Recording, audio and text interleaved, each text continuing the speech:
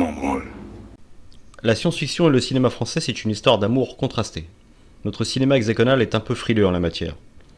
Néanmoins, il y a eu quelques tentatives comme Le bunker de la dernière rafale de Caro et Jeunet, Le dernier combat et le cinquième élément de Luc Besson, Traitement de choc d'Alain Gessois, Chrysalis de Julien Leclerc, Arès de Jean-Patrick Bénès, sans compter l'excellent film d'animation Mars Express de Jérémy Perrin, et le plus récent Planète B de Aude Léa Rapin avec déjà Adèle Exarchopoulos, pour ne citer que cela. Le film Chien 51 de Cédric Jiménez est une adaptation du roman éponyme de Laurent Godet, dont l'action se situe en Grèce après les crises économiques et sociales ayant profondément secoué le pays. Il est à noter qu'une suite, Zem, toujours écrite par Laurent Godet, est actuellement en librairie. L'action est ici transposée dans un Paris dystopique, fracturé en zones sociales et dominé par l'intelligence artificielle Alma.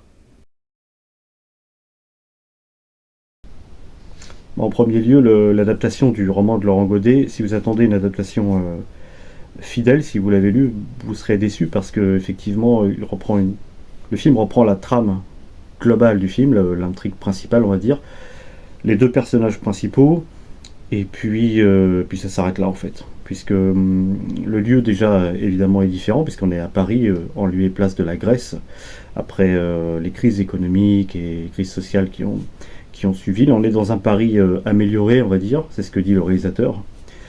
Un Paris un peu futuriste, mais pas trop selon moi, vraiment. On reconnaît assez bien cette ville telle qu'elle est aujourd'hui, avec effectivement une police omniprésente, des zones qui délimitent la ville, qui la scindent en plusieurs parties. Mais en fait, hormis les contrôles policiers à l'entrée des différentes zones, on peut reconnaître un Paris qui est assez contemporain finalement, malheureusement je dirais, puisque on a des classes sociales séparées, une mixité sociale qui n'est pas vraiment effective comme dans la réalité malheureusement. Quant à l'aspect science-fiction du film, il est vraiment, selon moi, délaissé au profit de l'action pure et dure.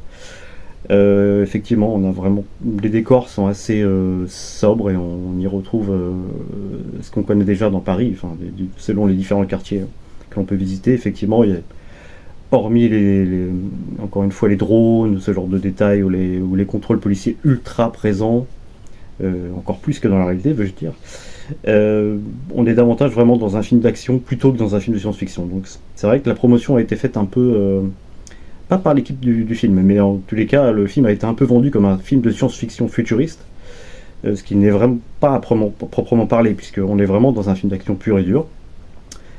Très bien mené d'ailleurs, assez divertissant. Voilà. D'ailleurs, l'équipe du film, depuis quelques jours, enfin en amont de la sortie, avait clairement dit qu'il s'agissait d'un pari futuriste, mais plutôt d'une réalité augmentée. Pas vraiment on n'est pas dans un futur très lointain avec des choses incroyables, des voitures qui volent, etc. On est vraiment dans un pari assez réaliste, mais dont on pousse un peu les curseurs de la sécurité et de la sécurisation à l'extrême. Alors le scénario est assez, en regard du livre de Laurent Godet, est assez sommaire, on va dire.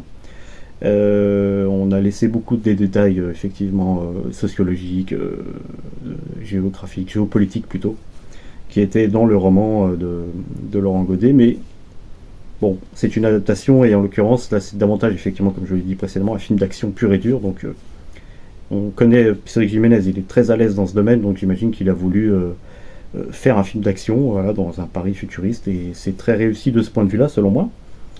Même si, bon, il y a des éléments du scénario qui sont un peu, comment dirais-je, on est un peu dans la facilité, notamment au niveau de l'histoire d'amour entre les deux personnages, qui est peut-être un peu inutile, mais et qui arrive très vite. Enfin, bon, c'est dû aussi au rythme du film qui est très, très rapide et très cut en fait.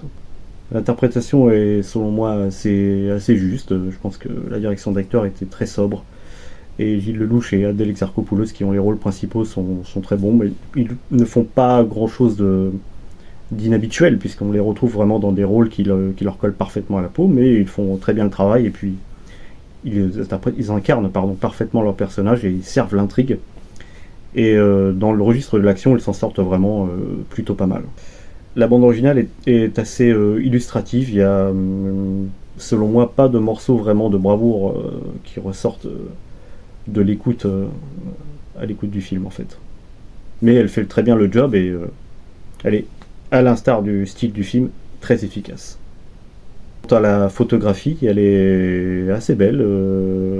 Elle correspond parfaitement évidemment au style du film qui est assez anxiogène, assez oppressante et elle restitue parfaitement cette atmosphère et permet quand même une très bonne immersion dans le film.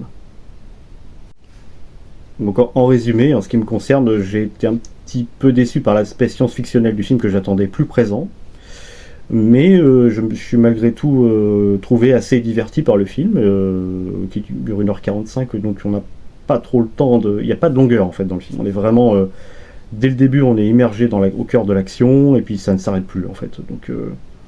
Donc de ce point de vue-là, c'est assez intéressant, on passe un bon moment, et c'est ce qu'on est venu chercher en regardant ce film a priori, puisque c'est quand même un blockbuster français, on va dire. Il y en a assez peu. Notamment dans ce genre, donc il faut mieux, quand c'est quand même relativement réussi, il faut quand même le signaler et l'apprécier pour ce que c'est-à-dire un produit de pur divertissement, et en espérant qu'il y en ait d'autres à l'avenir, et peut-être un peu plus réussi si on cherche à faire de la science-fiction en France, mais c'est pas un genre très prisé encore une fois, mais je vous invite quand même, si vous souhaitez vous divertir et passer un agréable moment, à aller voir ce film. À la prochaine fois.